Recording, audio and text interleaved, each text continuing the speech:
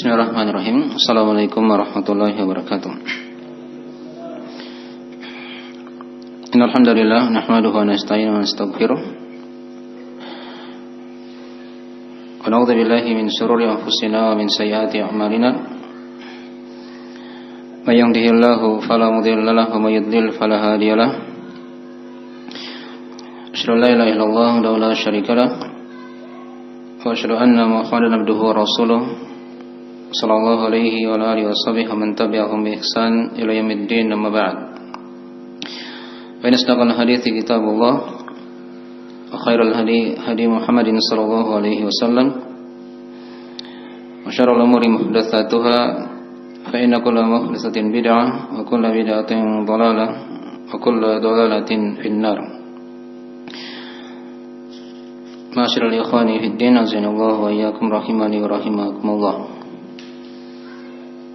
Alhamdulillah, pada malam hari ini kita kembali berkumpul di rumah-rumah Allah, mengkaji dari ayat-ayat Allah dan saling mempelajari di antara kita.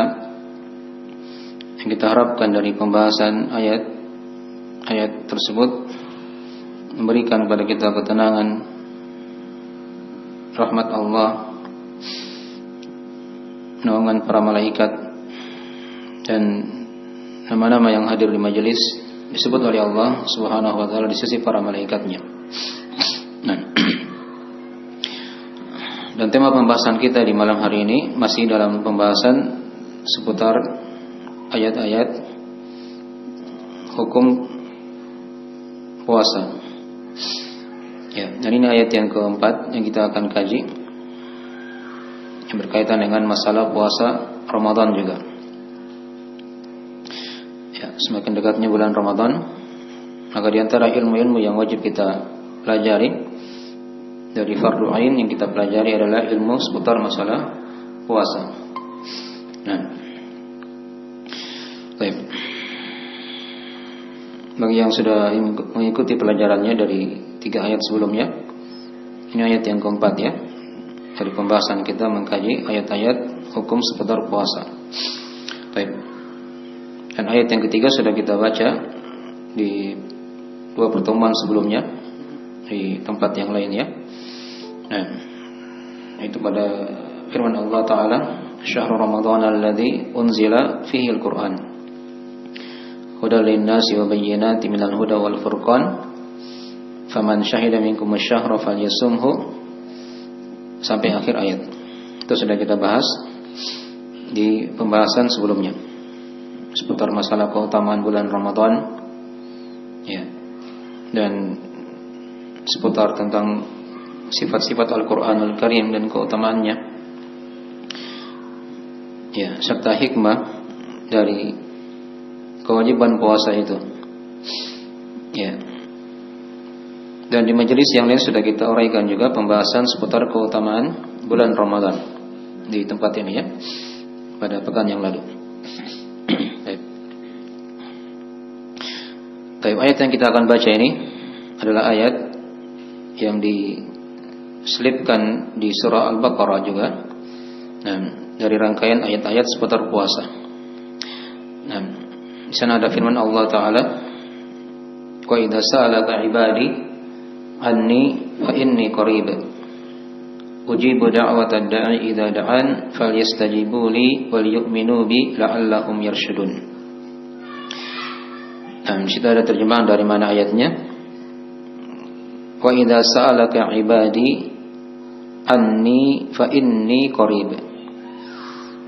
Dan apabila hamba-hambaku bertanya kepadamu Muhammad tentang aku, maka katakanlah, sesungguhnya aku sangatlah dekat. Ujibu da'watad da'i idza da'an. Aku menjawab, kata Allah, doa orang yang berdoa jika dia berdoa kepadaku. Falyastajibu li wal yu'minu bi la'allahum yarshudun. Maka hendaknya mereka menjawabku, beriman kepadaku dan beriman kepadaku agar mereka mendapat petunjuk. Baik. Surah Al-Baqarah ayat 186. Dari ayat yang keempat seputar masalah hukum hukum puasa. Baik, ayat ini di zahir ayatnya dia memang tidak berkaitan dengan masalah puasa ya. Ini kan dibahas masalah doa. Ya, dan jika hambaku bertanya kepada Muhammad tentang aku, katakanlah aku sangatlah dekat, kata Allah. Aku menjawab doa orang yang berdoa jika dia berdoa. Ya, maka hendaknya mereka menjawabku dan beriman kepadaku agar mereka mendapat petunjuk. Jadi zahir ayatnya tidak berkaitan dengan masalah puasa. Tapi di sini ayat ini ya, dari urutan ayat-ayat yang diterangkan dalam Al-Qur'anul Karim surah Al-Baqarah ini oleh Allah, itu hakikatnya berkaitan dengan masalah puasa. Berkaitan dengan masalah puasa. Karena di antara waktu doa yang mustajabah itu nanti kita akan terangkan juga tatkala seorang dia berpuasa. Ya, tatkala seorang dia berpuasa. Ya. Itu diterangkan dalam riwayat Imam Muslim dari Abu Hurairah radhiyallahu taala anhu. Itu kata Nabi sallallahu alaihi wasallam, "Man kana shaiman falyusalli."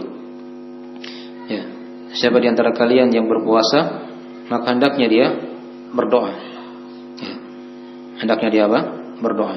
Salat di situ bermakna doa secara bahasa. Ya. Di siang hari dari awal dia berpuasa sampai di sore hari. Nah, itu waktu doa yang mustajabah untuk orang-orang yang berpuasa. Kemudian di pas buka puasa juga, di situ ada doa yang mustajabah juga. Nah, mana kata Nabi dalam riwayat At-Tirmidzi, ada salasatun ya, la turaddu da'watuhu. Ya, ada 3 orang yang tidak akan ditolak doanya oleh Allah Subhanahu wa taala. Ya. Di antaranya as-shaimu hatta yuftir. Itu orang yang berpuasa sampai dia berbuka. Ya. Di riwayat lain dikatakan inda fitri, tatkala dia berbuka. Nah, jadi doa ini berkaitan erat dengan puasa ya. Karena di antara waktu doa yang mustajabah adalah ketika seorang dia berpuasa. Ya. Jadi ayat ini sangat sesuai sekali dengan pembahasan masalah puasa ayat-ayat sebelumnya. Nah, karena di sini Allah memerintah untuk sebelumnya kita telah baca ya, berpuasa di bulan Ramadan. Ya, terdapat banyak hikmah di sana di belakangnya. Nah, ya, mana Allah mengetahui dari keadaan mereka masing-masing. Ya, apa yang mereka lakukan, mereka ucapkan. Nah, dan Allah akan membalas dari apa yang mereka kerjakan, termasuk masalah puasa. Ya. Baik. Dan tadi sudah kita uraikan beberapa 2 hadis tadi itu dari hal yang mendekatkan perkara itu. Ya, maksudnya doa itu berkaitan dengan puasa juga. Ya. Baik. Ayat ini ada sebab turunnya diterangkan oleh para ulama. Ada beberapa kisah ya. Dan sebagian ada yang melemahkannya, ada juga yang menguatkannya. Ya, silang pendapat di kalangan ulama tentang sebab turunnya ayat ini. Ya.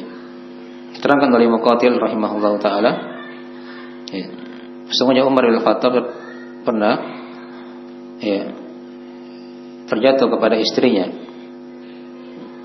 Lalu beliau menyesali perkara itu dan menangis. Ini di masa dahulu kala, kalau nanti kita akan bahas juga, puasa di masa dahulu itu kalau orang sudah tidur atau sudah salat isya, maka tidak bisa lagi apa? Makan, atau dia tidak bisa lagi melakukan hal-hal yang dibolehkan dalam ketika dia buka puasa. Itu puasa dahulu ya. Nah, syaratnya 2. Satu di antara kalau dia sudah tidur atau dia sudah salat isya. Ya. Maka setelah itu tidak boleh lagi makan. Mulai menahan lagi sampai hari esoknya, tenggelamnya matahari di hari esok. Nah, Umar ketika itu sebelum datang keringanan ini, nah, maka beliau pernah terjatuh kepada istrinya, melakukan hubungan suami istri dalam keadaan beliau sudah tidur. Ya. Dan beliau mengkabarkan hal tersebut kepada Nabi sallallahu alaihi wasallam. Ya. Nah, ini sebelum turunnya ayat ini ya. Sebelum turunnya keringanan. Yang nanti kita akan baca di ayat yang kelima setelah ayat ini ya. Baik. Maka turunlah ayat ini. Wa idza sa'alaka 'ibadi anni fa inni qarib. Sampai akhir ayat tadi itu. Dan sebagian ulama yang berpendapat bahwasanya ya tatkala diwajibkan puasa atas mereka di awal kali itu ya mereka ada yang atau di awalnya diterangkan tadi ya, sudah kita bahas, meninggalkan makan setelah tidur. Ya, boleh lagi makan setelah apa? Tidur. Dan sebagian sahabat ketika itu ada yang makan lalu menyesalinya. Jadi setelah tidur, setelah salat Isya masih ada yang makan. Padahal dilarang dahulu. Ya. Maka dia pun pergi ke Nabi sallallahu alaihi wasallam untuk melaporkan perkara itu. Maka turunlah ayat ini. Turunlah ayat yang telah kita bacakan tadi itu. Ini pendapat yang kedua ya. Menunjukkan akan tobat mereka itu diterima oleh Allah Subhanahu wa taala. Nah. Kemudian Ibnu Abbas radhiyallahu taala anhuma ya berpendapat bahwasanya ayat ini turun itu ada kisah yang lain dari orang-orang Yahudi di penduduk Madinah. Mereka bertanya kepada Rasulullah sallallahu alaihi wasallam, "Wahai Muhammad, bagaimana Rabb kita mendengarkan doa kita? Sedangkan kita ini atau sedangkan kamu meyakini bahwasanya jarak antara kita dengan langit itu sejarak 500.000 atau sejarak 500 tahun perjalanan." Ya. Ini orang Yahudi ya. Orang Yahudi itu paham. Mereka kenal ilmu. Mereka tahu Allah ada di atas. Ya. Dan mereka tahu jarak antara bumi dan langit itu 500 tahun. Ya, mungkin mereka baca dari kitab mereka, dari Taurat. Ya. Atau ilmu yang sampai kepada mereka. Dan di setiap langit kata mereka seperti itu juga. Langit pertama dan langit yang kedua jaraknya 500 tahun. Ya. Maka bagaimana Rabb kita bisa mendengarkan? Ya, kata mereka ya, ketika kita berdoa. Ketika kita apa? Berdoa. Maka turunlah ayat ini. Turunlah ayat ini. Wa idza sa'alaka 'ibadi anni fa inni qarib. Ya. Dan jika hamba-hambaku bertanya kepadamu wahai Muhammad tentang aku, maka katakanlah aku sangatlah dekat. Ya, sangatlah dekat. Itu versi yang ketiga ya. Ya. Ada versi yang keempat lagi yang menjelaskan tentang turunnya ayat ini. Ya, diterangkan oleh sebagian ulama. Ya, datang salah seorang Arabi. Ya, bertanya sama Nabi sallallahu alaihi wasallam, bertanya kepada Nabi sallallahu alaihi wasallam tentang Allah Subhanahu wa taala. Dan ini yang paling banyak dinukil oleh para ulama. Ya. Kata Arabi ini, apakah Rabb kita itu dekat? Ya, sehingga kita berdoa dengan suara yang sir, yang lirih, atau dia jauh sehingga kita memanggilnya dengan panggilan yang keras. Ya. Maka Nabi ketika itu terdiam sejenak. Lalu turunlah ayat ini. Turunlah ayat ini. Wa idza sa'alaka 'ibadi anni fa inni qarib. Nah. Dan ada juga pendapat yang kelima yang mengatakan datang salah seorang sahabat juga bertanya kepada Nabi tentang di mana Allah. Ya, di mana Rabb kita. Ya, maka turunlah ayat ini. Ya, turunlah ayat ini. Jadi ini 5 kejadian ya yang diterangkan oleh para ulama ahli tafsir dari sebab turunnya ayat. Dan yang paling diambil atau paling terkenalnya di kalangan ahli tafsir yaitu sebab yang keempat tadi itu. Tentang kisah Arabi yang datang kepada Nabi sallallahu alaihi wasallam ya, bertanya tentang Allah Subhanahu wa taala, apakah dia dekat atau jauh. Nah, akan diterangkan di sini oleh Allah, turunlah ayat yang telah kita bacakan tadi itu. Baik. Kemudian di masalah yang berikutnya kita akan ulas sedikit dari mufradat ayat tadi. Ya, dikatakan tadi kan wa idza sa'alaka 'ibadi anni fa inni qarib. Dan jika apabila hamba-hambaku bertanya kepadamu wahai Muhammad tentang aku, ya, ini hamba ya, dikatakan. Nah, maka katakanlah aku sangatlah dekat. Nah, di sini kalimat hamba disandarkan kepada Allah Subhanahu wa taala, hamba-hambaku. Ya, ini menunjukkan hamba yang khusus. Dan hamba itu ada 3 macam ya, diterangkan oleh para ulama. Dalam uraian dalil-dalil dari Al-Qur'an dan Sunnah, hamba itu ada 3 macam. Ada hamba yang umum, ada hamba yang khusus, ada hamba yang lebih khusus dari yang khusus. Hamba yang umum itu adalah penghambaannya seluruh makhluk. Jadi seluruh makhluk yang ada di alam semesta ini, ya, apakah dia jin atau manusia, muslim atau kafir, maka dia dikatakan hamba Allah Subhanahu wa taala. Ya. Nah, itu diterangkan di surah Maryam ayat 93, "In kullu man fis samawati wal ardi illa ati rahmani abada." Setiap yang ada di langit dan di bumi, itu kata Allah pasti akan datang menghadap Allah sebagai hamba. Mau dia muslim ataupun kafir. Ini hamba apa? Yang sifatnya umum. Ada hamba yang kedua yang diterangkan di ayat ini ya. Hamba-hambaku kata Allah. Hamba disandarkan kepada Allah.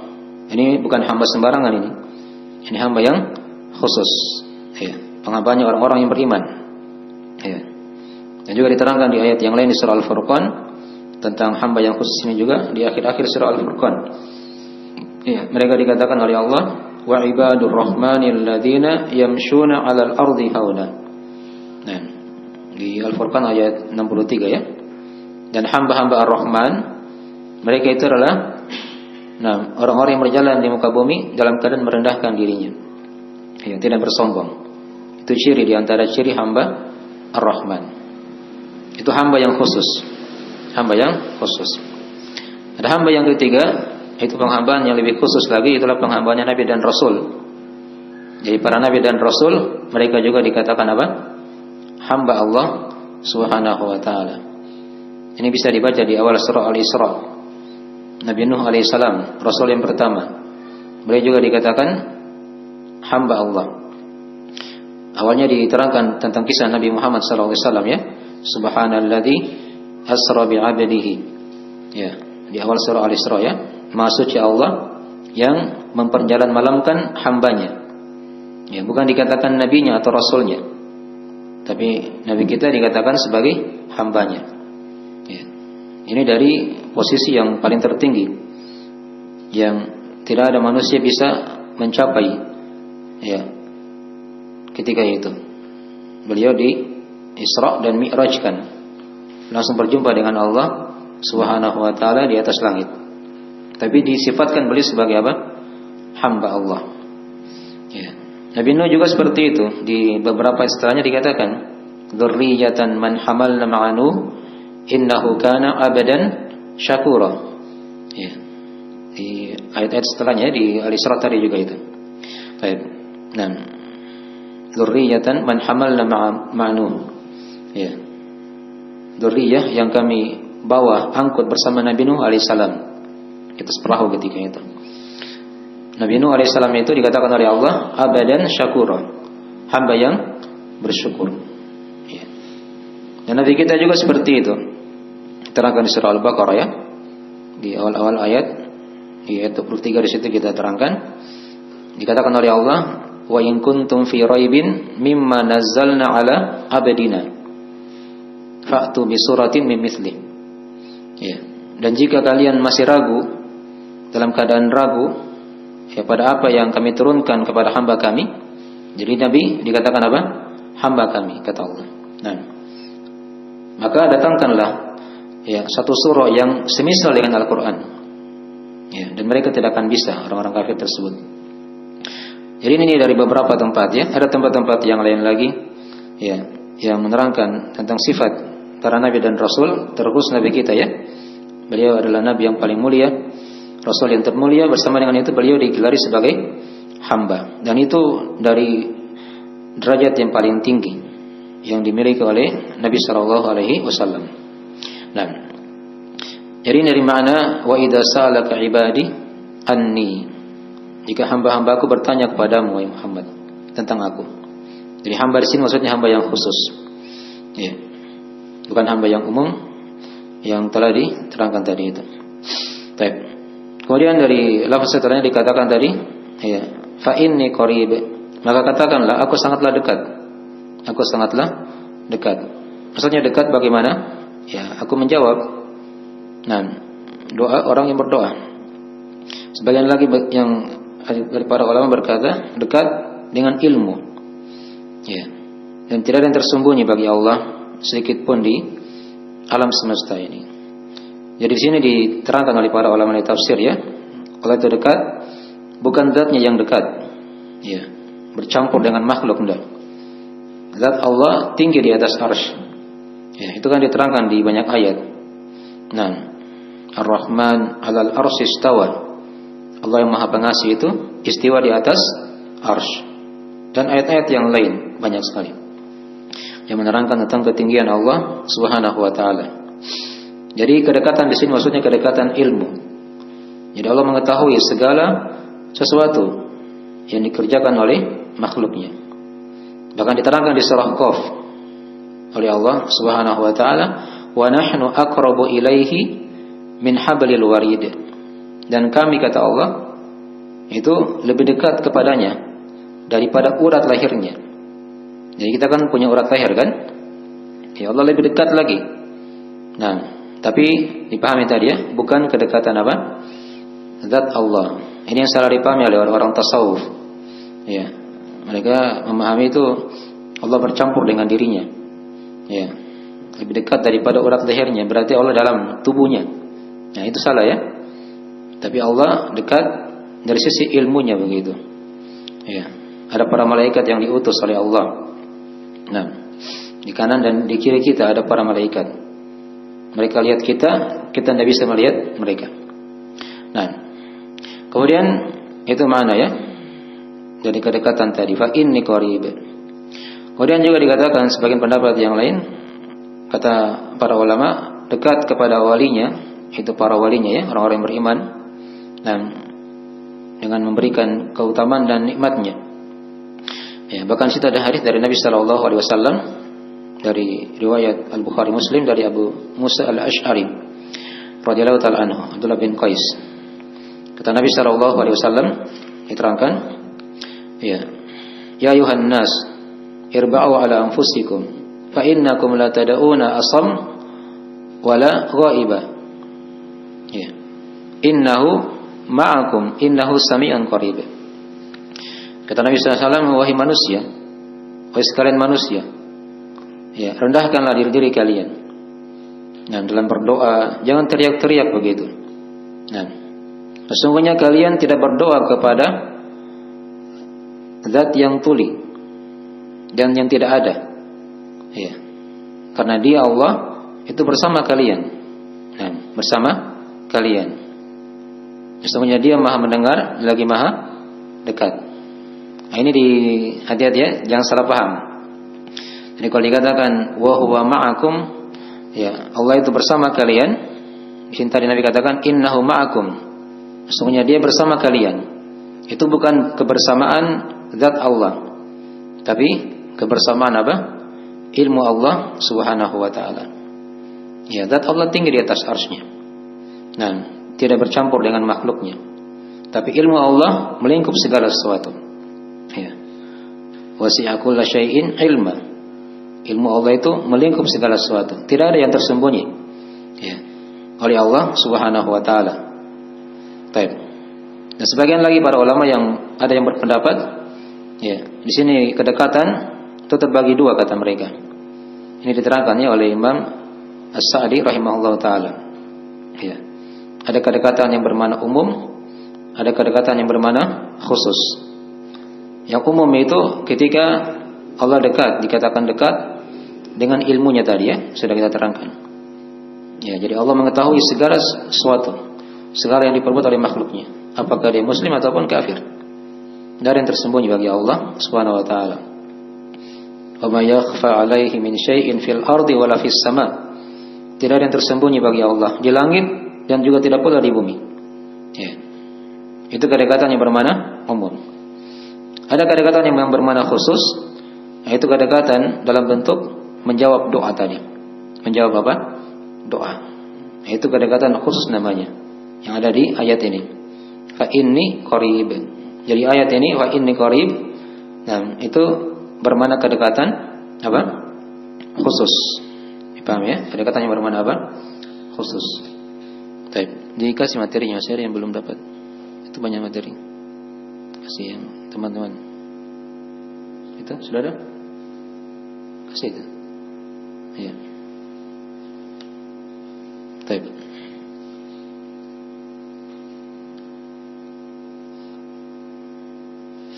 Ya. Jadi dari makna fa inni qarib. Ya. Fa inni qarib. Di sini kedekatan bermakna apa tadi? Khusus. Ya. Kemudian diterangkan di lafaz setelahnya, ujibu da'wata da'i idza da'an. Aku menjawab doa orang yang berdoa jika dia berdoa kepadaku. Ya. Nah, maksudnya apa? Kata ahli tafsir, aku menerima ibadah dari hamba-hambaku. Ya, karena doa bermakna ibadah. Ini satu jenis dari makna doa ya. Nanti kita akan terangkan. Baik. Kita uraikan dulu dari penjelasan mereka dari para ahli tafsir. Nah, dan ijabah itu bermakna penerimaan. Jadi kalau dikatakan tadi aku menjawab doa orang yang berdoa, maksudnya Allah menerima. Nah, menerima doanya begitu. Ini penafsiran dari sebagian ahli tafsir. Baik. Ini diterangkan bahwasanya doa itu adalah ibadah, diterangkan dalam hadis ya. Riwayat Ahmad dari Nu'man bin Bashir radhiyallahu taala anhu, kata Nabi sallallahu alaihi wasallam, ad-du'a'u huwal ibadah. Doa itu adalah ibadah. Dan juga diterangkan di surah Ghafir, di surah Ghafir ayat ke-60. Kita bawakan di situ juga. Di sana Allah Taala berfirman, nah, ya, wa qala rabbukum ud'uni astajib lakum. Innal ladzina yastakbiruna an ibadati sayadkhuluna jahannama dakhirin. Dan Rabb, ya, kalian berfirman, berdoalah kepadaku, aku akan jawab doa kalian. Ya. Nah, ud'uni astajib lakum, aku akan jawab untuk kalian. Ya, jadi awal perintah dikatakan berdoalah. Ya, kemudian dikatakan di lafaz setelahnya, sesungguhnya orang-orang yang yastakbiruna an ibadati, yang bersombong dari beribadah kepadaku. Ini ya, ayat memperjelas maksudnya doa itu adalah ibadah. Bukan dikatakan yang bersombong dari berdoa kepadaku, tapi Allah katakan yang bersombong dari beribadah kepadaku. Ya, menunjukkan doa itu adalah ibadah. Ya, doa itu adalah ibadah. Maka mereka akan masuk dalam neraka jahanam dalam keadaan hina. Jadi doa di sini perlu kita simpulkan ya, supaya tidak salah paham. Itu ada dua macam. Ada dua macam. Dan di ayat ini melingkup dua-duanya sebenarnya. Ayat tadi kita terangkan sebagian dari penafsiran ahli tafsir. Ya. Yang pertama ada namanya doa mas'alah. Yang kedua ada namanya doa ibadah. Apa itu doa mas'alah? Doa mas'alah itu kan ini yang dipahami oleh kebanyakan manusia, oleh kebanyakan kaum muslimin. Jadi kalau dia disuruh berdoa begitu, meminta kepada Allah apa hajatnya, keperluannya, ya, apakah dia minta manfaat di dunia atau di akhirat, dan dia menolak bahaya dari dunia di akhirat. Nah, maka itu namanya doa apa? Doa mas'alah. Dia minta keperluannya, dia keluhkan masalahnya kepada Allah Subhanahu wa taala. Tapi ada jenis doa yang kedua, namanya doa ibadah. Ya, doa ibadah. Maksudnya bagaimana doa ibadah itu? Itu ibadah itu sendiri yang mencakup segala jenisnya. Ya, dari salat kita, dari tauhid, syahadat la ilaha illallah Muhammadur Rasulullah. Ya. Kemudian salat, puasa, zakat, haji. Itu semuanya dikatakan apa? Ibadah. Nah, dikatakan doa semuanya. Apakah dia bentuknya ibadah hati, ibadah lisan, atau anggota tubuh, ya, ibadah harta, atau dia meninggalkan perkara yang diharamkan, itu semua dihukum dalam agama kita sebagai apa? Doa. Jadi kesimpulan doa itu, doa ibadah ini, apa saja yang diamalkan oleh hamba dari amalan yang soleh, maka itu dikatakan doa. Jelas ya? Dikatakan apa? Doa. Baik. Dipahamin ya? Jadi makna ujibu da'wata da'i idza da'an. Aku menjawab doa orang yang berdoa jika dia berdoa. Di sini bisa bermakna dua penafsiran. Kalau doa masalah berarti aku kabulkan. Begitu ya? Nah, doa orang yang berdoa jika dia berdoa. Kalau doa ibadah maka dia bermakna apa? Aku akan terima, begitu ya? Ibadahnya. Karena doa adalah apa? Ibadah. Dipahami ya? Baik. Nah. Baik. Dan kebanyakan lafaz doa dalam Al-Qur'an kata para ulama itu mencakup dua makna ini. Jadi kalau lewat ayat-ayat seputar doa itu arahnya kepada dua, bisa doa ibadah, bisa doa apa? Masalah. Itu kesimpulan yang diterangkan oleh para ulama. Oleh Ibnu Taimiyah dan selainnya itu dari ucapan yang masyhur dari mereka. Baik. Nah, maka dikatakan dari di ayat, nah, maka hendaknya mereka menjawabku, falyastajibuli. Kalau ingin dikabulkan doanya, maka hendaknya dia apa? Menjawabku. Di sini apa arti dia menjawab Allah? Di sini kata para ulama ijabah dari Allah itu bermakna pemberian. Ya. Jadi kalau dikatakan tadi ujibu da'watad da'i, aku akan menjawab. Ini ijabah kan dari Allah. Itu kata para ulama bermakna pemberian. Ya. Jadi Allah memberikan kepada hamba. Ya. Tapi kalau ijabah dari makhluk, ya, dari hamba, itu berarti dia mentaati Allah Subhanahu wa taala. Dia mentaati Allah Subhanahu wa taala. Itulah tadi dikatakan di akhir ayat, falyastajibuli wal yu'minu bi. Hendaknya mereka menjawabku, ya, artinya mentaatiku dan beriman kepadaku. La'allahum yarshudun, agar mereka mendapat petunjuk. Nah, dipahami ya? Baik. Jadi dari mana ayat ya? Dari mana ayat? Baik. Ada lagi elemen lainnya tapi kita ringkas saja pembahasan. Baik. Kemudian tadi dikatakan di akhir ayat la'allahum yarshudun, agar mereka mendapat petunjuk. Ya. Adapun makna keimanan sudah kita bahas di ayat yang pertama ya. Fal yu'minu bi. Sudah kita bahas apa itu iman secara bahasa dan iman secara istilah. Ya. Yang mencakup dia benarkan, dia akui, dan secara istilah kan sudah kita bahas. Dia ucapan dengan apa, keyakinan dengan hati, ucapan dengan lisan, dan ada amalan dengan anggota tubuh. Bertambah dengan ketaatan, berkurang dengan kemaksiatan. Itu yang dikatakan iman. Nah, la'allahum yarshudun, agar mereka mendapat petunjuk. Ya. Di sini kata rusyd, ya, bermakna petunjuk, keimanan dan amalan yang soleh. Lawannya al-ghay. Lawannya apa? Al-ghay, yaitu kesesatan atau penyimpangan. Dan kita bawakan di situ ada 5 makna ya, dari makna ar-rusydu itu dalam Al-Qur'an. Jadi yang pertama dia bermakna petunjuk, kayak di ayat ini ya. La'allahum yarshudun, agar mereka mendapat petunjuk. Ya, itu lawan dari kesesatan. Nah, dan juga ada ayat di surah Al-Baqarah yang sudah kita baca kemarin di buku Talqin ya. Nah, diterangkan oleh Allah Subhanahu wa taala, la ikraha fid din. Qad tabayyana ar-rusydu minal ghay. Tidak ada paksaan dalam agama kata Allah. Ya, karena telah tampak jelas. Ya, semua telah tampak jelas petunjuk dari apa? Dari kesesatan. Nah. Baik. Kemudian yang kedua, kadang ar-rusydu itu dia bermakna balik, ya, atau dia pandai dalam menggunakan harta. Ya, ini ada satu ayat di surah An-Nisa dikatakan juga ar-rusydu. Ya, diterangkan di surah An-Nisa ayat yang ke-6. Wa batalul yatama hatta idza balagun nikah. Ya. Fa in anastum minhum rusyda fadfa'u ilaihim amwalahum. Dan ujilah anak-anak yatim itu. Ini kalau mau dikasih hartanya, diuji dulu mereka punya pemahaman. Jika mereka sudah sampai pada umur bisa menikah begitu, diuji.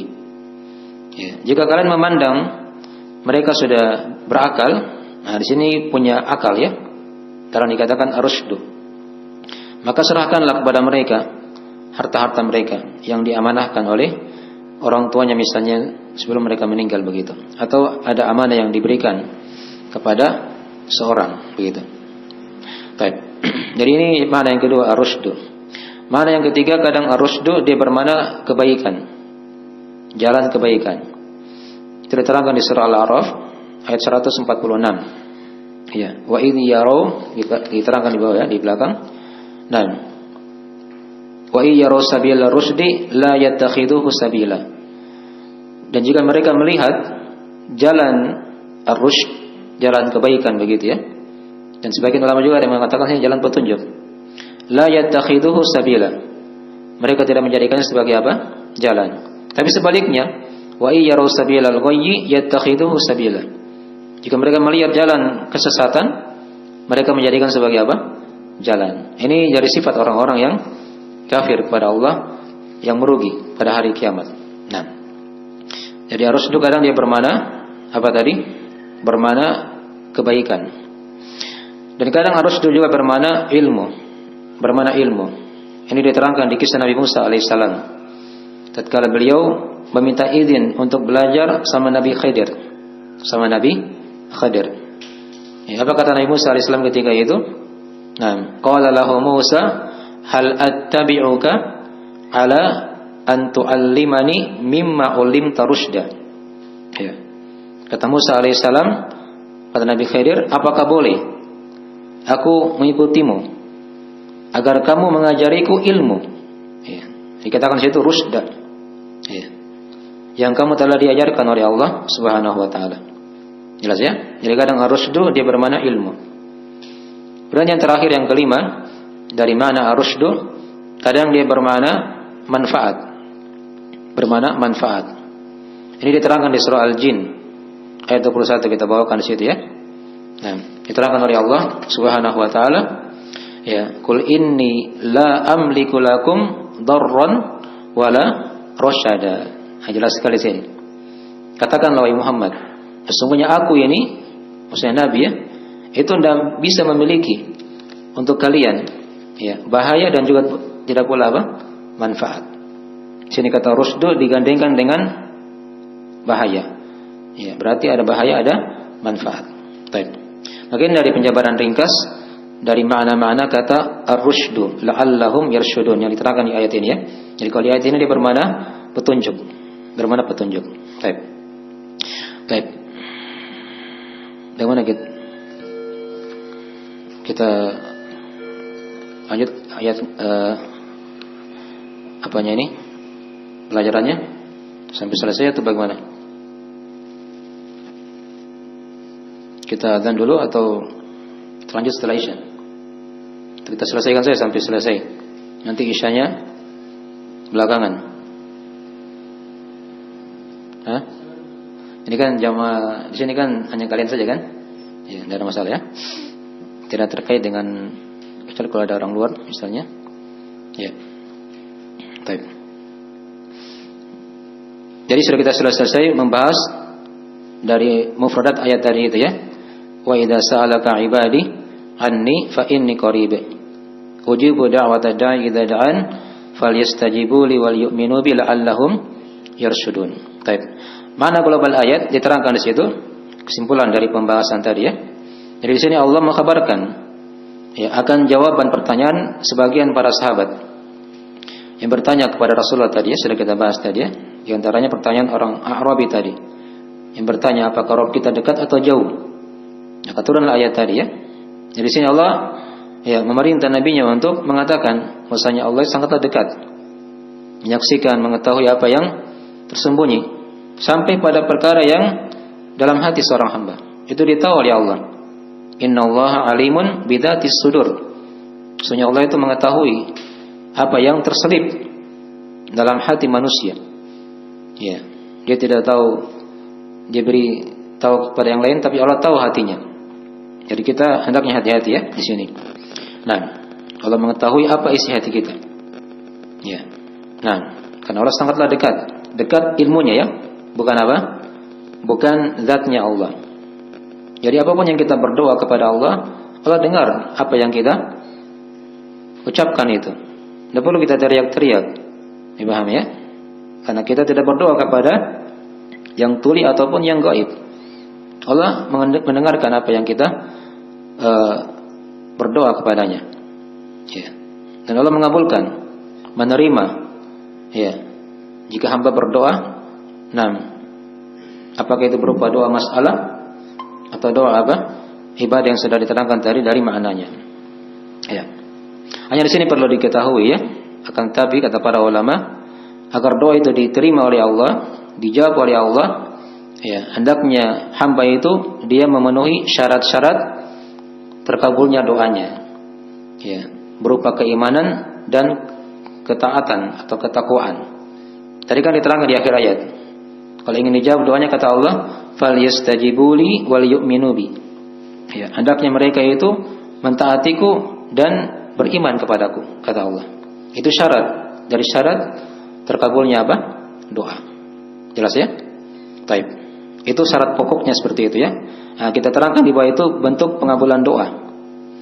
Ya mungkin sekarang ada yang bertanya, ada yang berdoa mungkin sudah ratusan kali dia berdoa misalnya, sudah bertahun-tahun dia berdoa.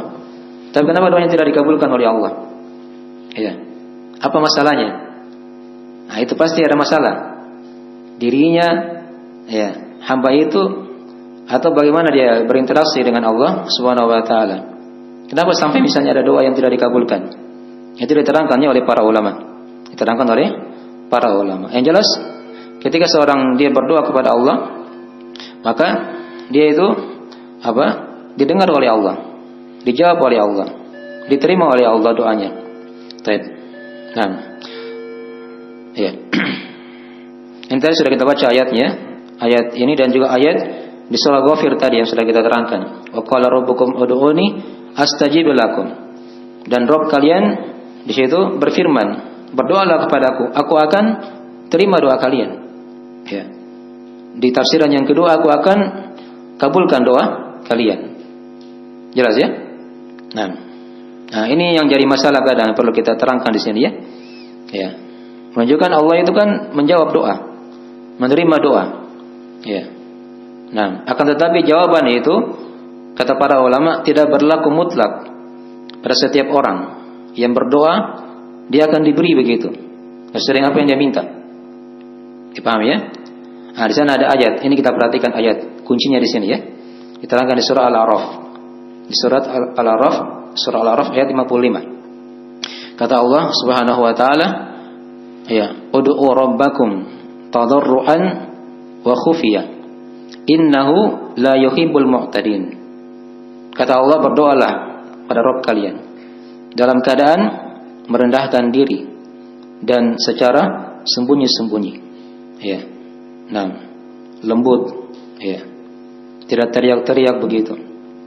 Sesungguhnya Allah mencintai orang-orang yang sesungguhnya Allah tidaklah mencintai, ya, orang-orang yang melampaui batas. Ini apa makna mu'tadin di sini? Tadi kan diperintah oleh Allah, berdoalah kalian. Tapi di akhir ayat dikatakan oleh Allah, Allah tidaklah mencintai orang-orang yang melampaui batas. Ya. Kata para ulama, setiap pelaku dosa besar, ya, dalam keadaan dia itu mengetahui, ya, apakah dia mengetahui dosa itu dosa besar atau tidak, dia jahil akannya, itu kata para ulama termasuk orang-orang yang melampaui batas. Itu masuk pelaku kesyirikan, pelaku bid'ah, dosa-dosa besar. Terserah apakah dia tahu atau tidak itu dosa. Kalau dia berbuat dosa itu, maka dia dihukumi di sisi Allah sebagai orang yang melampaui batas. Dipaham ya? Nah, ya. Ini dulu yang kita pahami dulu. Jadi kalau dia pelaku dosa, biarpun dia berdoa, ya, Allah mungkin dengar doanya, tapi tidak dikabulkan oleh Allah Subhanahu wa taala. Karena dia pelaku dosa. Allah tidak mencintai orang-orang yang melampaui batas. Baik, ada hadis lagi yang lain yang makin memperjelas. Kita bawakan di situ ya, hadis riwayat Imam Ahmad, ya, dan selainnya dari Abu Sa'id Al-Khudri radhiyallahu taala anhu. Nama beliau Sa'ad bin Malik bin Sinan. Di mana kata Nabi sallallahu alaihi wasallam, kita terangkan di belakang dari hadis itu, Kata Nabi, "Ma min muslimin yad'u bid'awatin laisa fiha ithmun wala qati' rahim." Atau wala qati'atir rahim. Ya, qati'atur rahim. Illa atahu Allahu biha ihda thalath. Kata Nabi sallallahu alaihi wasallam, tidaklah seorang muslim dia berdoa dengan suatu doa yang padanya tidak ada dosa dan juga tidak ada memutuskan silaturahim, kecuali Allah akan berikan kepadanya satu dari 3 perkara. Ini semua keadaan orang yang berdoa sekarang ya, diungkap oleh Nabi sallallahu alaihi wasallam. Jadi orang yang berdoa itu ketika dia berdoa kepada Allah tidak lepas dari satu dari 3 perkara. Ya, yang pertama kata Nabi, imma ayu ajjilalahu ya da'watuhu wa imma ayadakhiraha lahu fil akhirah wa imma ayasrifa anhu minas su'i mithlaha. Kata Nabi sallallahu alaihi wasallam, kemungkinan yang pertama Allah akan segerakan apa yang dia minta itu. Diminta misalnya A, langsung diberi oleh Allah. A juga begitu. Itu kemungkinan yang pertama. Kemungkinan yang kedua kata Nabi, mungkin dia disimpan doanya itu, pahalanya sampai negeri akhirat. Nanti di akhirat baru dibuka. Oh, ini pahala doamu selama bertahun-tahun kamu berdoa. Ya. Tidak diberi di dunia apa yang dia minta. Dipaham ya? Itu kemungkinan yang kedua. Ya. Kemungkinan yang ketiga, ya, mungkin kata Nabi, ya, dia itu dipalingkan, ya, dari kejelekan yang semisalnya. Dipalingkan dari kejelekan yang semisalnya. Mungkin Allah tahu kalau dia dikasih A misalnya bisa bahaya dia. Ya, dia minta A tapi dikasih B. Dikasih apa? Dikasih B misalnya. Karena bahaya kalau dia dikasih A, akan bahaya dia, mungkin dia bisa kafir mungkin kepada Allah, mungkin dia akan lupa diri. Ya, kan begitu ya? Tapi dikasih B misalnya agar dia bisa tetap istiqomah. Itu 3 kemungkinan orang yang berdoa. Agar kita itu jangan berburuk sangka kepada Allah. Jadi jangan ada yang berkata, saya sudah berdoa ratusan kali, ya bertahun-tahun tidak dikabulkan oleh Allah. Itu 3 kemungkinan tadi mungkin. Ya, tidak akan lepas di situ. Mungkin dia dikasih di dunia, mungkin tidak dikasih di dunia, tapi disimpan pahala doanya. Atau mungkin dia diberi yang lain, yang lebih baik daripada apa yang dia minta tadi itu. Maka ketika mendengar perkara itu kata para sahabat, qalu ya idzan nukthir, qala Allahu aktsar. Ya, maka kata para sahabat ketika itu, kalau begitu ya Rasulullah, kita perbanyak saja doa. Kan begitu. Ya, agar kalau memang anggaplah tidak dikabulkan juga, ya, kemungkinan yang kedua, pahala itu disimpan untuk kita kan. Tapi hendaknya seorang itu jangan berpikir seperti itu ya. Ketika dia berdoa itu dia berdoa kepada Allah dalam keadaan dia yakin Allah akan mengabulkan apa? Doanya. Itu aja yang dia pikir. Ya. Nah, maka kata Nabi SAW, Allahu aktsar. Allah itu lebih banyak, ya, pemberiannya nanti kepada seorang apa? Hamba. Jelas itu ya? Nah, Allah akan lebih banyak lagi untuk memberikan karunia-Nya kepada seorang hamba. Baik. Itu satu masalah ya dari pembahasan ayat ini. Masalah yang lain lagi yang kita perlu terangkan juga di sini seputar syarat-syarat pengabulan doa. Ini penting juga kita pelajari ya. Agar doa kita dikabulkan oleh Allah, itu kita harus pelajari, kita harus terapkan, amalkan dari syarat-syarat terkabulnya doa. Ini banyak uraian-uraian para ulama. Kita simpulkan sebagian dari pembahasan ini ya. Ya. Jadi syarat terkabulnya doa itu kan tadi sudah diterangkan di ayat. Falyastajibu li wal yu'minu bila'allahum yarshudun. Itu agar mereka, hendaknya mereka itu ya menjawabku, ya mentaatiku dan beriman kepadaku, agar mereka dapat petunjuk. Jadi kembalinya kepada keimanan dan apa? Dan ketaatan, ketakwaan kepada Allah Subhanahu wa taala. Itu dari syarat pokok terkabulnya doa. Kalau dia pelaku maksiat berdoa kepada Allah, ya, itu tidak akan dikabulkan doanya. Mungkin dia dikasih, tapi itu justru apa? Membuat dia celaka. Ya. Membuat dia apa? Celaka. Ada tidak begitu orang? dia pelaku dosa ini, tidak pernah sholat, dia minta dikasih oleh Allah. Banyak ya, banyak. Ya, orang kafir saja minta dikasih. Ya, lihat pawang hujan itu. Ya, yang lagi viral sekarang. Ya, tinggal dia goreng putar-putar itu mangkoknya, hujannya apa? Pergi begitu. Dikasih oleh Allah apa yang dia minta. Tapi ada jinnya di atas. Ya. Tidak ada bawang hujan yang jalan sendiri. Pasti ada apa? Ada jin. Ya. Ada jinnya. Itulah sebab kekafiran dia. Innahu kana rijalun minal insi ya'udzuna birijalin minal jinni fazaduhum rahaqa. Kata Allah, sesungguhnya ada segolongan dari manusia itu. Dia minta tolong kepada segolongan dari bangsa jin. Nah, jin ini menambah apa? Kesesatan kepada mereka. Ya, dibuat dia semakin jauh dari Allah, dan tidak ada istilahnya dukun itu orang yang beriman. Ya, dukun itu pasti dia jadi dukun, pasti dia sudah apa? Ya, kafir kepada Allah Subhanahu wa taala. Baik. Jadi ini perlu kita terangkan di situ ya.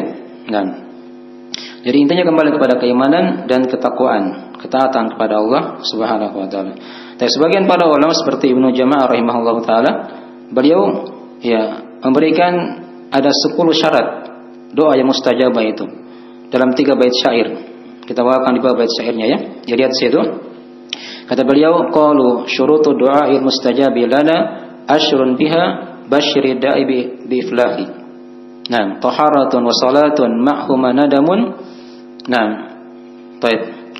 Wa waqtun khusyu'un wa husnu dhani yastahi. Baik, wa khillu qutin wa la yud'a bi maksiatin. Wasmin yunasabu makrunun bi ilhahi. Kata Ibnu Jama'ah rahimahullah taala, mereka para ulama itu berkata, syarat-syarat doa yang mustajabah itu di sisi kami ada 10. Ini ditulis ya. Ada semua sudah kita tuliskan. Ya, ada 10. Berikan kabar gembira orang yang berdoa dengan keberuntungan.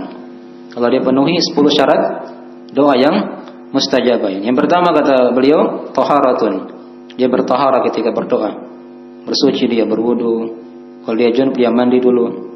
Nah, satu. Yang kedua, salatun, bersalawat atas Nabi sallallahu alaihi wasallam. Dan sebelumnya dia puji Allah juga. Itu yang paling utama juga ya. Baru dia ikut dengan salawat. Nah, tapi ini kata para ulama, 2 perkara ini itu bukan syarat ya, tapi dia adab dalam apa? Berdoa. Ya. Kemudian yang kedua, ma'hu manadamun, yang ketiga, bersama dengan apa? Penyesalan. Bersama dengan penyesalan. Ya, dia sesali dia ini banyak dosa. Ya, seperti itu ya orang yang berdoa. Syarat yang keempat, waktun. Dia penuhi apa? Waktu doa yang mustajabah itu. Dari diantaranya tidak diterangkan. Ketika dia apa? Berpuasa. Waktu doa mustajabah banyak sekali ya. Ketika seperti ke malam terakhir, antara adzan dan qomat, di hari Jumat, ketika turun hujan, ketika bersafar, itu waktu-waktu doa yang mustajabah. Dia berdoa di situ. Nah, baik. Kemudian syarat yang keempat, syarat yang kelima dari doa juga yang mustajabah yaitu khusyuk. Apa itu arti khusyuk? Hati dan lisannya itu sejalan ketika berdoa. Hadir hatinya. Jangan lisannya berucap sana sini begitu, tapi hatinya di tempat yang lain. Itu bukan dia penuhi syarat doa yang mustajabah. Dipaham ya? Baik. Kemudian syarat yang keberapa? Yang keenam, wa husnul dzani ya sahi. Ya. Hendaknya engkau berbaik sangka wahai sahabatku. Ya, ini asalnya ya sahibi. Nah, tapi dihilangkan karena darurat syair. Jadi ketika dia berdoa kepada Allah, dia berbaik sangka kepada Allah. Allah akan kabulkan apa? Doanya. Jangan dia berburuk sangka begitu. Kayaknya doaku tidak dikabulkan ini. Tapi dia berdoa saja. Nah, jangan begitu ya. Dia berdoa itu yakin, penuh. Ya. Dia akan dikabulkan oleh Allah Subhanahu wa taala. Itu berbaik sangka namanya kepada Allah Subhanahu wa taala. Baik. Sudah berapa syarat? 1 2 3 4 5 6. Tinggal 4 lagi. Ya. Di bait yang ketiga, ya, wa khillu qutin. Yang ketujuh, dari syarat doa yang mustajabah, halal makanannya. Ya, kalau dia makan dari makanan yang haram, walaupun dia berdoa, itu tidak akan dikabulkan oleh Allah Subhanahu wa taala. Diterangkan dalam hadis-hadis ya. Ini kesimpulan semua ini. Kemudian yang ke-8, wala yud'a bi maksiatin. Ya, dia tidak berdoa untuk dosa dan maksiat. Kayak tadi sudah diterangkan tadi kan di hadis sebelumnya. Ya, ada dosa di situ atau memutus silaturahim, tidak boleh seperti itu. Kalau dia berdoa untuk maksiat, tidak akan dikabulkan oleh Allah. Mungkin dia diberi tapi justru menambah apa? Kesesatannya. Ya. Baik. Kemudian yang ke-9 yaitu wasmun atau wasmin. Di riwayat yang lain dikatakan wabismin yunasibu. Nah, dengan nama yang cocok. Ya. Jadi dia panggil Allah dengan nama yang cocok. Nah, kalau dia ingin rezeki, dia panggil Allah ya Razzaq. Dia ingin diberi ilmu agama, dimudahkan dia belajar, dia panggil Allah dengan apa? Ya Al-Alim, misalnya kan? Dia ingin kaya. Ya, tidak ada masalah dia berdoa. Dia panggil Allah dengan apa? Ya Al-Ghani, yang maha kaya. Ya, dan seterusnya begitu. Baik. Dia panggil Allah dengan nama yang cocok dengan doanya. Baik. Dan yang terakhir kata Ibnu Jama'ah, makrunun bi ilhahi. Ya, digandingkan dengan dia merengek-rengek ketika apa? Berdoa. Ya, apa itu arti merengek-rengek? Ya. Coba lihat anak kecil itu. Anak kecil kalau dia minta sama orang tuanya bagaimana modelnya? Dia minta sangat tulus sekali, mau dikasih begitu kan? Padahal orang tuanya kan tidak kasih, tapi dia minta terus, ya, supaya dikasih. Nah, itu syarat-syarat doa yang mustajabah seperti itu. Tapi kata para ulama, dua ya syarat yang pertama tadi itu bukan syarat ya, itu adab dalam berdoa. Dia bertaharah dan dia puji Allah, dia bersalawat, ya. Tapi 8 itu yang terakhir tadi itu dari hal yang hendaknya dipenuhi ya agar doa itu dikabulkan oleh Allah Subhanahu wa taala. Sedikit lagi ya, kita selesaikan pembahasannya. Nah, jadi tadi sudah kita terangkan ya, ini sebagian ulama ada yang memandang syarat doa mustajab itu ada berapa? Ada 10. Sebagian lagi yang lainnya berkata syarat doa yang mustajabah itu ada 7. Ada 7. Tapi kadang sebagian masuk di sini tadi ya. Jadi kita terangkan, yang pertama ada perendahan diri, ada takut, ada harapan, ada terus-menerus ketika dia berdoa, tadi sama ya, ilha itu. Dan ada kejujuran. Ya, dia jujur kepada Allah. Ada khusyuk, hatinya tadi hadir ketika dia berdoa. Ada umum ini maksudnya dia doakan juga orang lain. Ya. Jangan dia doakan dirinya, orang lain dia tidak doakan. Itu kalau mau ingin dapat doa yang mustajabah, dia umumkan doanya. Ya. Kemudian yang ke-7, dia makan makanan yang halal. Ya, ini sama tadi ya, sebagian dari riwayat Ibnu Jama'ah. Baik, sebagian lagi yang lainnya dari ulama yang lain ada yang berpendapat syarat doa yang mustajabah itu ada 4. Iya, ada 4 kata mereka. Dia menjaga hatinya dari saat sendiri. Hati-hati ya. Sendiri itu tidak ada yang lihat. Hati-hati. Ya, jaga di situ hati kita. Kalau mau ingin dikabulkan apa? Doa kita. Kemudian dia menjaga lisannya dari orang lain, dari makhluk. Ya. Jangan dia bicarakan orang, kejelekannya orang pada selain pada perkara-perkara ghibah ya. Nah. Kemudian yang ketiga, dia menjaga matanya dari hal yang diharamkan, dari hal yang tidak halal. Dia lihat hal-hal yang halal saja. Bisa tidak? Ya berat ya. Berat. Tapi kalau dia bisa berusaha, itu dari hal yang bagus. Nah. Kemudian yang keempat, yang terakhir, dia menjaga perutnya dari memakan perkara yang yang haram. Ini tadi mirip dari makanan yang halal. Jadi kadang ada yang masuk di sebagian yang lain begitu ya. Baik. Kemudian juga di sebagian yang lain ulama yang lainnya ada yang mensyaratkan juga dia ikhlas dalam berdoa, tidak tergesa-gesa. Ya jangan diburu-buru ya. Berdoa begitu. Dia pelan-pelan bicara. Ya.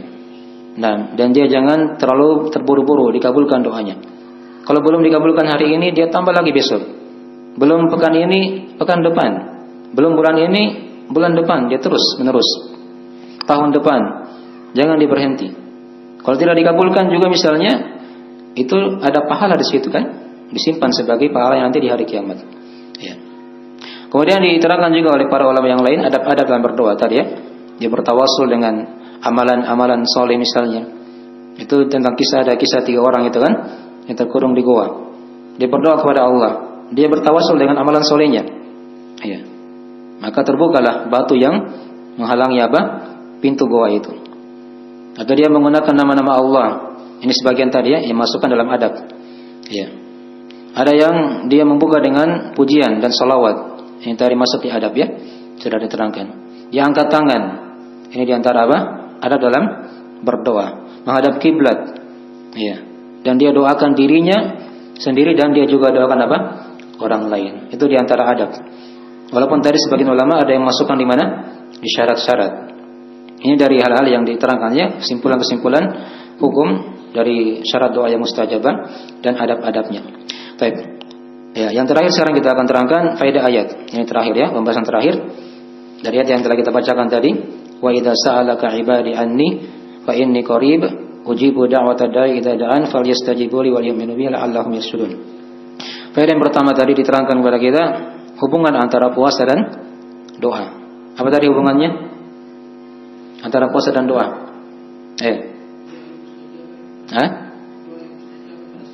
Ya, puasa itu dari satu di antara waktu doa yang mustajabah. Ini masuk Ramadan ya. Gunakan waktu berdoa di situ. Jangan hanya puasa saja. Ya, banyak ibadah di situ kita bisa kerjakan. Berdoa, membaca Al-Qur'an, ya, bersedekah, waktu memberi makan orang. Itu ya. Itu bulan Ramadan. Nah. Kemudian yang kedua dari faedah ayat ini juga diterangkan kepada kita kasih sayang Allah kepada hambanya. Dikatakan tadi, wa idza sa'alaka ibadi, hamba-hambaku. Ya, itu bentuk dari kasih sayang Allah kepada hamba. Kemudian yang ketiga pembagian hamba. Jadi ibadah tadi hamba apa tadi? Bermana? Apa tadi? Khusus. Ya. Yang keempat dari faedah ayat ini juga di sini diterangkan penetapan kedekatan Allah. Ya. Pendengaran Allah. Allah mendengarkan doa kan? Ya. Menjawab doa itu Allah mendengar. Kemampuan Allah untuk mengijabahi doa tersebut. Dan kemuliaan Allah Subhanahu wa taala. Faedah yang kelima dari ayat diterangkan kepada kita syarat terkabulnya doa. Dikatakan tadi di akhir ayat, "Falyastajibu li wal yu'minu bi." Hendaknya mereka mengijabahi kata Allah, mentaatiku dan beriman kepadaku. Itu syarat pokok ya, terkabulnya doa. Tadi itu yang diterangkan dari syarat-syarat tadi itu dari cabang-cabangnya semuanya. Uraian-uraiannya begitu. Dia begini dan seterusnya. Tapi kembalinya kepada apa tadi? Keimanan dan ketaatan. Kemudian yang keenam diterangkan dari sebab-sebab petunjuk. Ya, beriman dan mentaati Allah itu dari sebab-sebab petunjuk. La'allahum yarshudun. Dan yang ketujuh tadi diterangkan dari ayat ini juga kata para ulama terdapat bantahan pada orang-orang Jahmiyah. Ini ada sekelompok ya dari umat yang mereka itu tidak memandang ada sebab dalam kehidupan ini. Ya, dipaham ya? Nah, itu kadang dibahas di masalah-masalah takdir ya. Tapi kita tidak meluas di sini. Jelas ini dari uraian ringkas dari ayat yang keempat yang telah kita terangkan dan ini mungkin insyaallah telah cukup dari pembahasan. Dan bagaimana? Mau tanya jawab atau kita langsung azan? Ya, silakan.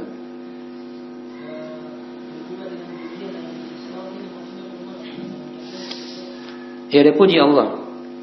Ya, disebut nama-nama Allah tadi kan? Bisa di situ ya. Nah.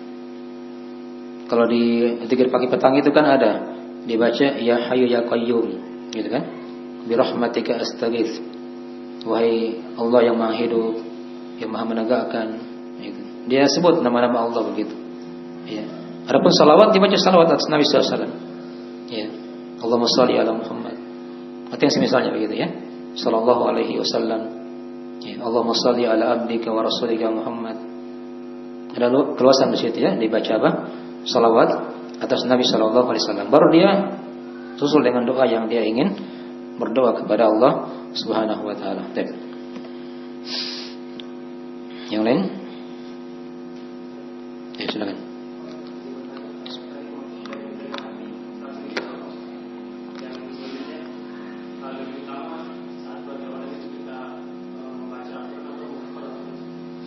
Baik. Satu dulu. Ya, dulu tadi ya. Pertama dari menjaga hati saat sendiri. Itu kan sudah diterangkan tadi ya, dia jaga hatinya jangan bermaksiat. Karena kebanyakan orang bermaksiat itu ketika apa? Sendiri. Ya, ada HP di tangannya. Mau buka apa di situ kan bebas. Paham ya? Siapa yang lihat? Padahal ada Allah di atas yang lihat dia. Ada malaikat samping kiri dia, samping kanan dia ada yang siap apa? Mencatat apa yang dia perbuat. Jadi jangan dikira sendiri situ. Saya sendiri di pandangan manusia. Ya, tapi dia tidak tahu di situ ada malaikat samping kanan, samping kirinya ada malaikat. Di atas dia ada Allah Subhanahu wa taala. Jadi dia jaga, dihadirkan pengawasan Allah begitu ya kepada hamba-hambanya. Ya, pada dirinya sendiri secara khusus.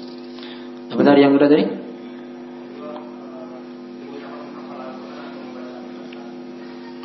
Di bulan Ramadan, apakah yang mana lebih utama? Apakah dia menghafal Al-Quran atau dia membaca Al-Quran? Ya, kalau dia bisa padukan dua-duanya itu yang paling utama. Karena para ulama itu selain mereka membaca, mereka juga menghafal. Apalagi kalau di salat malam ya, itu kan ada muraja, di muraja. Tapi selain salat mereka juga membaca Al-Quran. Dan Nabi SAW ketika di bulan Ramadan itu menyetor hafalannya. Kepada siapa? Malaikat Jibril, bukan sama manusia ya. Ya. Malaikat Jibril cek hafalan Nabi SAW. Itu kan hafalan. Ya, dia hafal. Ya, dia muraja. Ya, bisa dia muraja, bisa juga dia membaca.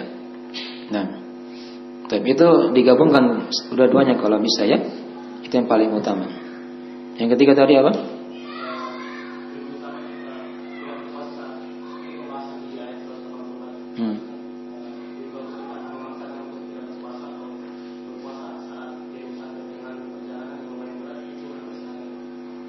Ya, di safar yang berat itu tergantung dari kondisi orang yang bersafar ya. Emang ada hadis di sini ya, di kisah safar ketika itu, dari kisah safar di masa Nabi SAW, semua sahabat berbuka ketika itu kecuali dua orang, Nabi dan Abdullah bin Rawaha. Ini diterangkan dalam riwayat Al-Bukhari Muslim. Ya, padahal ini safar yang berat ketika itu, sahabat semuanya berbuka ketika itu. Tapi tidak diharamkan di situ ya. Kalau dia memang apa? Mampu. Syaratnya dia mampu ya. Ya, bukan dia paksakan diri. Nah, kalau dia paksakan diri padahal dia tidak mampu, masuk di hadis yang lain. Kata Nabi SAW, "Laisa minal bir asyam fis safar." Bukan dari kebaikan berpuasa di saat apa? Safar. Nah, itu kalau dia sudah paksakan dirinya. Jadi kalau dia yakin mampu, kayak tadi ya, Nabi dan Abdullah bin Rawaha itu mampu. Sementara sahabat yang lain itu berbuka. Ya, itu di perjalanan ketika berperang ketika itu di bulan Ramadan. Jelas ya? Jadi kesimpulan di situ dikembalikan kepada kondisi orang yang bersafar tadi. Ya. Dan di safar yang berat, kalau dia tidak mampu, dari kesimpulannya, ya, dipilih kemudahan dari Allah, keringanan itu yang paling utama. Nanti dia buka di hari yang lainnya. Jelas ya? Satu lagi. Kalau ada kita tutup. Silakan.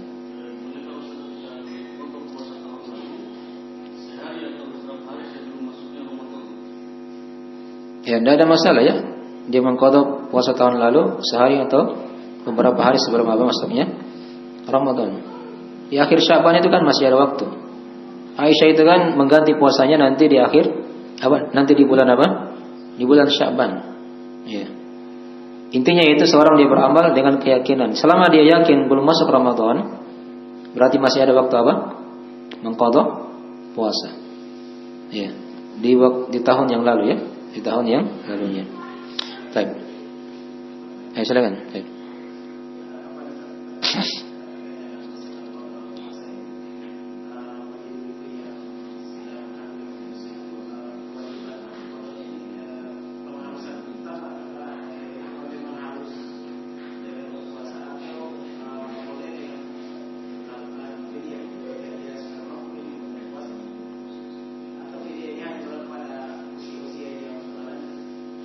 Tapi itu ada silang pendapat ya, masalah perempuan hamil atau menyusui.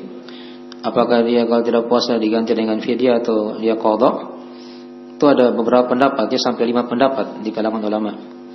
Ya. Kalau dia ulama yang mengatakan dia bayar fidyah, itu pendapat para sahabat ya. Pendapat para sahabat, dan tidak ada silang pendapat di kalangan sahabat ketika itu bagi ibu yang hamil atau menyusui. Ketika dia tidak berpuasa, dia ganti dengan fidyah tanpa mengqadha. Itu tidak ada silang pendapat di kalangan ulama para sahabat ketika itu. Ya, jadi kalau dia fidyah saja sudah cukup. Sudah apa? Sudah cukup. Sebagian ulama yang lain dia kiaskan hamil menyusui ini masuk seperti orang yang apa? Yang sakit. Ya, sementara orang sakit dia ganti apa? Dengan mengqadha. Sebagian lagi yang lain dia gabungkan di situ. Ya, kalau mau ingin hati-hati, lebih selamatnya dia bayar fidyah dan juga dia apa? Mengqadha puasa Ramadan. Baik. Jelas ini ada pendapat-pendapat ya di kalangan ulama. Tapi kalau dia bayar fidyah sudah cukup. Sudah apa? Cukup. Itu yang disepakati oleh para sahabat ketika itu. Nah, dipaham ya? Baik. Allah Ta'ala yang dari bisa kita sampaikan pada malam hari ini. Baik. Waktunya sudah lewat sekali ya. Tapi Isya itu lebih utama memang di akhir waktu ya. Bagi siapa yang sepakat memang. Ya. Kalau misalnya masjidnya banyak orang awam di situ, ya dilihat aja bagaimana kebiasaan. Baik. Yang ada di situ. Tapi segera itu dulu dari akhir majelis kita. Kita akhiri dengan doa subhanakallahumma bihamdik asyhadu an la ilaha illa anta astaghfiruka wa atubu ilaik. Wassalamualaikum warahmatullahi wabarakatuh.